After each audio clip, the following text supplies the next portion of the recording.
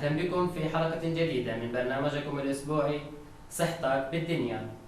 موضوع حلقتنا لهذا اليوم العلاج الطبيعي من خلال التدليك.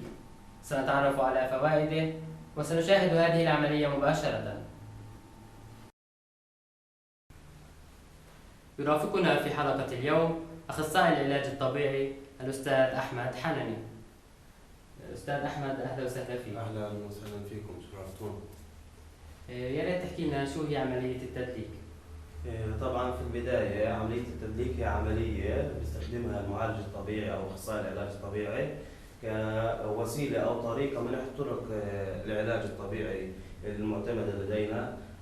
هي وسيلة لراحة المريض، والمساج أو التدليك أو ما يسمى بالتدليك في بلادنا هو نوعين، إما مساج أو تدليك بيكون استرياحي أو لإرخاء العضلات.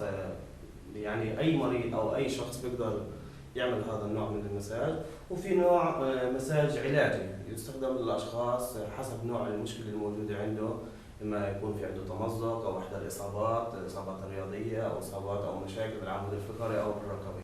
هل يمكن لغير الأخصائيين إجراء هذه العملية؟ عملية المساج يعني هو بالعادة حاليا ممنوع انه يجري عملية تدليك، بما انها نوع من انواع العلاج وفي تحمل مسؤولية لهي العملية، انه ممكن انه يعمل ضرر للشخص اللي بده يقوم بعملية التدليك. هذا السبب مش مسموح، ما بنقدر احنا نحكي ممنوع او مسموح لشخص انه يعمل عملية التدليك. هين بيعتمد على موضوع الخبرة أو الشخص اللي عنده خبرة في عملية المساج أو التدليك، إذا كانت متوارثة من الآباء أو الأجداد بالسابق. وهل تقتصر هذه العملية على المرضى فقط؟ يمكن إنه يعمل عملية التدليك أو المساج أي شخص عادي بهدف الراحة والاسترخاء زي ما حكيت لكم في البداية.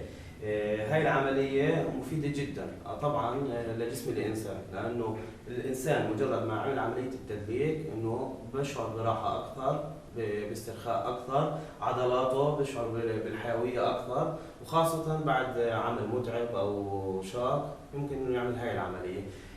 بغض النظر عملية المساج أو التدليك لكل الناس بشكل عام، مريض أو غير مريض، بس هناك نوع ثاني من المساج زي ما حكينا بيقتصر على الناس اللي عندهم علاج معين أو إصابة بمشكلة أو مشكلة معينة. هل تنصح المشاهدين بأن تكون هذه العملية من عاداتهم الصحية الخاصة؟ طلع هي عملية التدليك احنا ما مش بدي احكي لك انه تنصح او ما تنصح انها تكون عادة صحية بشكل عام.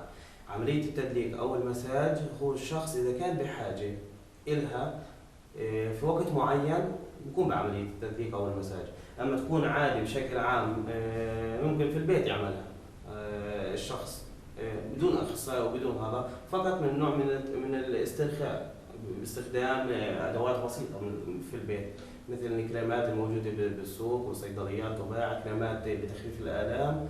وبغض النظر عن موضوع انها تكون عادة مستمر لأي شخص. عادة بيلجأ الشخص إذا كان متعب أو في عنده إرهاق أو شعور بألم أو شعور بجهد كبير لعملية التدليك عن طريق الأخصائي أو عن طريق ممارس المهنة أو ممارس عملية المساج والعلاج الطبيعي.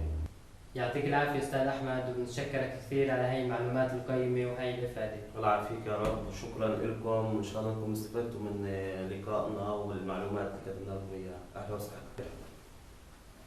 في نهاية جولتنا نشكركم على حسن متابعتكم، وأدام الله الصحة عليكم.